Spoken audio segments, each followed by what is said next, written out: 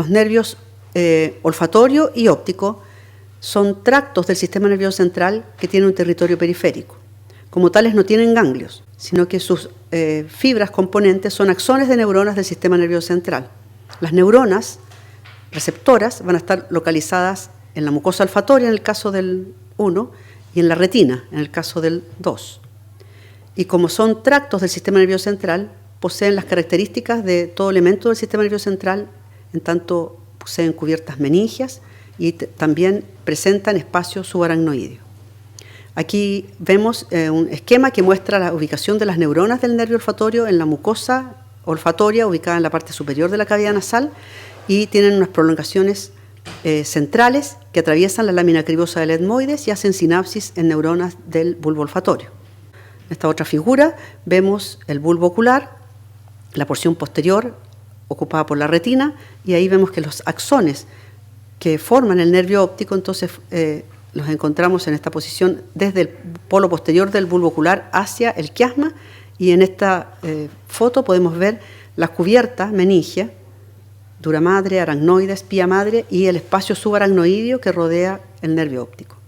Entonces los nervios oculomotor, troclear, abducens y la primera división del trigémino se originan desde el mesencéfalo y el puente y se dirigen hacia anterior para entrar a la fisura orbitaria superior y de ahí pasar hacia la órbita.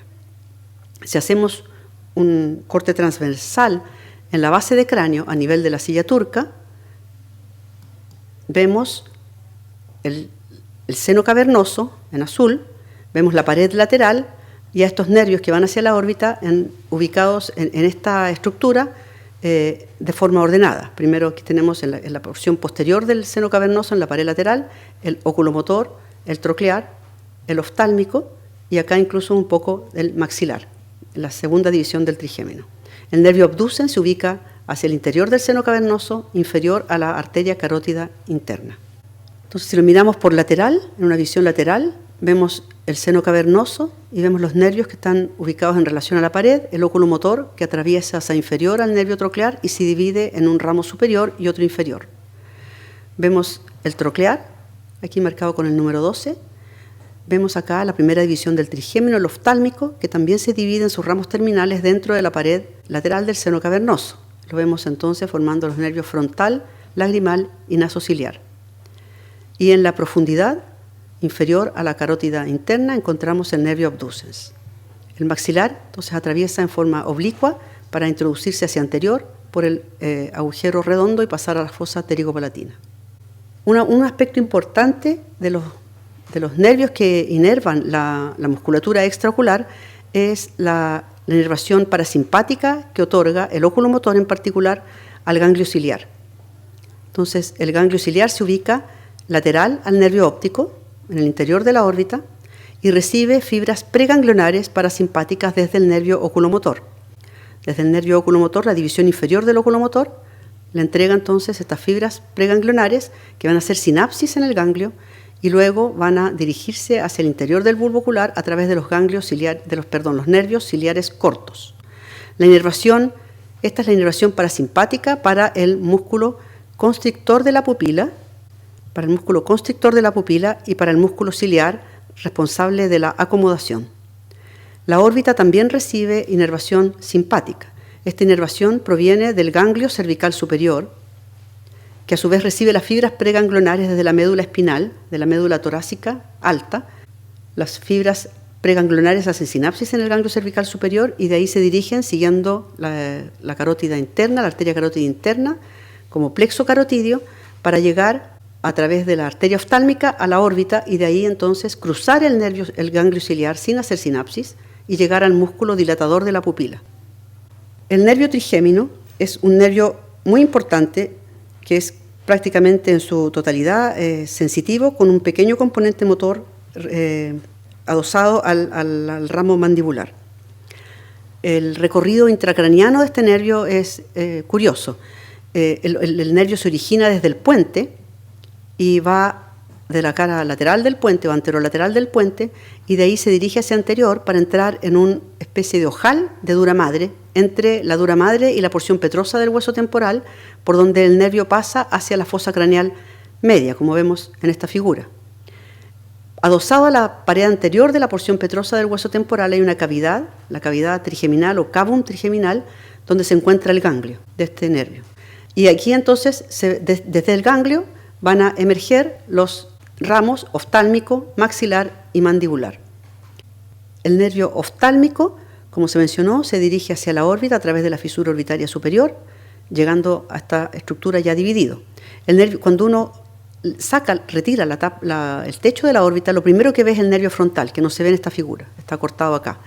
El nervio frontal se dirige por superior a los músculos, el elevador del párpado superior y recto superior, desde posterior hacia anterior, va a pasar hacia la parte anterior a través de los agujeros supraorbitario, supratroclear, y va a inervar piel de la frente y de la región superciliar. Aquí vemos los ramos supraorbitarios divididos del nervio frontal. Al retirar el nervio frontal y retirar los músculos, como se muestra en este dibujo, vemos hacia el lateral el nervio lagrimal, que va a entrar a la órbita, al igual que el frontal, por fuera del anillo tendinoso, que da inervación sensitiva a la glándula lagrimal. Este nervio lagrimal lo vemos en esta otra figura, en esta posición. Este nervio lagrimal recibe comunicación de un ramo cigomático del nervio maxilar que trae las fibras postganglionares parasimpáticas para la glándula lagrimal, las que provienen del ganglio térico-palatino, que a su vez es inervado por el facial. Entonces, insisto en que el nervio lagrimal del oftálmico solamente entrega inervación sensitiva a la glándula. Hacia medial encontramos el nervio nasociliar. El nasociliar se divide rápidamente para entrar hacia el bulbo ocular a través de los nervios ciliares, pero tiene ramos que van hacia medial, atravesando la pared de la órbita, son los ramos etmoidales. El particular, el nervio etmoidal anterior, va a cruzar las celdillas etmoidales, salir hacia la fosa craneal anterior y luego entrar por el agujero etmoidal anterior a la cavidad nasal, donde va a dar inervación a estructuras dentro de la cavidad nasal y también va a salir como un ramo nasal externo hacia el dorso de la nariz, hacia la piel del dorso de la nariz. El nervio maxilar es un nervio exclusivamente sensitivo, al igual que el oftálmico. Este nervio inerva piel y mucosa de las cavidades nasal y oral, entre otros. En la figura, acá lo vemos en la fosa térico-palatina, después de haber entrado a esta fosa a través del agujero redondo, proveniente de la fosa craneal media, y vemos cómo se comunica o tiene unos ramos que son comunicantes hacia el ganglio térico-palatino, que es un ganglio parasimpático. Los ramos del maxilar atraviesan el ganglio térico-palatino sin hacer sinapsis, porque son ramos exclusivamente sensitivos, pero de aquí se van a originar, desde el interior del ganglio, los distintos ramos que van a ir hacia las cavidades del tercio medio de la cara. Entonces tenemos ramos orbitarios, como el cigomático que ya he mencionado, como el orbitario, ramos nasales laterales, que los encontramos en la pared lateral de la cavidad nasal. Tenemos los nervios palatinos mayor y menores, que circulan por los agujeros del mismo nombre para llegar a la cavidad oral y dar inervación sensitiva al paladar, y aparte del tanto paladar, la mucosa del paladar duro como del paladar blando. Tenemos también un ramo faringio que va a dirigirse hacia la faringe atravesando el conducto palatovaginal. También hay ramos que se van hacia lateral, perforando la tuberosidad del maxilar, como se muestra en esta figura de la derecha, y van a formar de esa manera los nervios alveolares superiores. Hay alveolares superiores posteriores, hay uno medio, que es inconstante, y nervios alveolares superiores anteriores. Todos dan inervación a los dientes maxilares, a los dientes superiores. Por último, el nervio maxilar da un ramo que también se va un poquito hacia lateral para entrar en la fosa infratemporal y de ahí entrar a la órbita, al piso de la órbita, a través del surco infraorbitario. Ese surco, que primero es abierto, luego se convierte en el canal infraorbitario, y por ahí el nervio, que a estas alturas ya es el ramo terminal del nervio maxilar y que se llama nervio infraorbitario, aparece hacia la cara, hacia la superficie, a través del agujero infraorbitario, y de ahí se ramifica para dar inervación a la piel del párpado inferior, de la parte lateral de la nariz, labio superior, entre otras regiones, y región cigomática también, entre otras estructuras o regiones de la piel del tercio medio de la cara. El nervio mandibular es un nervio mixto, es principalmente sensitivo, pero tiene un componente motor.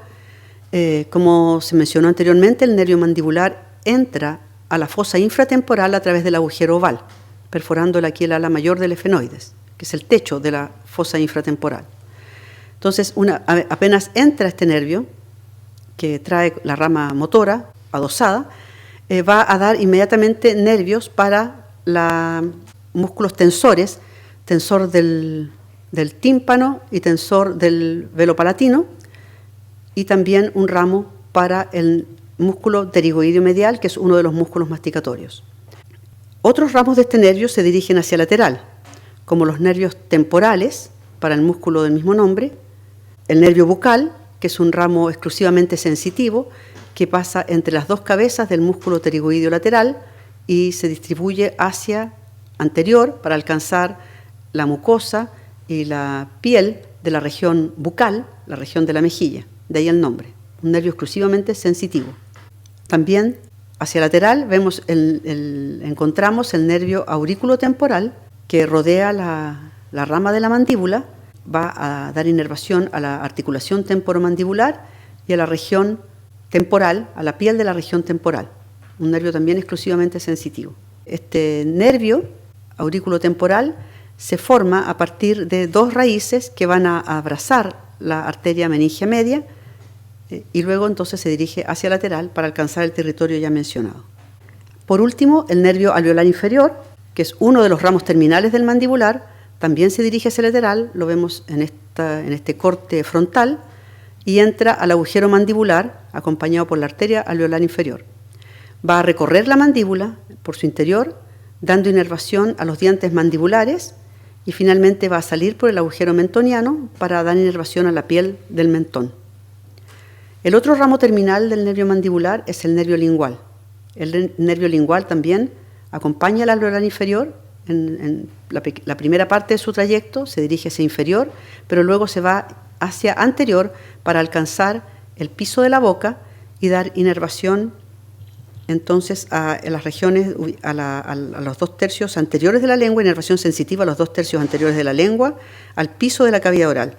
Este nervio, el nervio lingual, recibe la comunicación del nervio cuerda del tímpano, proveniente del facial, y va a llevar entonces fibras también adosadas al nervio lingual, vamos a encontrar fibras sensoriales para el gusto y fibras preganglionarias parasimpáticas para el ganglio submandibular.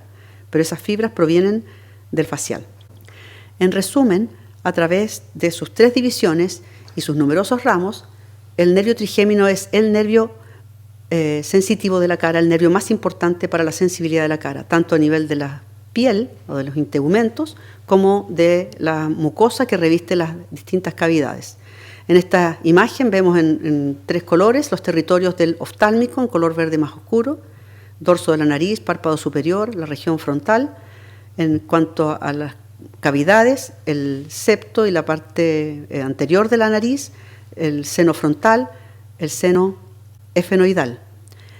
Vemos en un color verde más claro el territorio del maxilar, el tercio medio de la cara, región lateral de la nariz, párpado inferior, labio superior, región cigomática. Y en cuanto a las cavidades, la pared lateral de la cavidad nasal, el septo de la cavidad nasal, parte de la nasofaringe, el techo de la cavidad oral. Por último, en el color verde más claro, tenemos el territorio del mandibular, como se mencionó, labio inferior, piel del mentón, piel de la región de la mejilla, la región de la articulación temporomandibular, la región parotidia y la región temporal. En cuanto a cavidades, el piso de la cavidad oral, tanto lengua, los 2 tercios anteriores, como el piso de la cavidad oral propiamente tal. Algunos de los ramos del trigémino que tienen territorio cutáneo se nombran en esta diapositiva para que sepamos entonces los nervios que salen hacia la piel y son responsables del territorio cutáneo.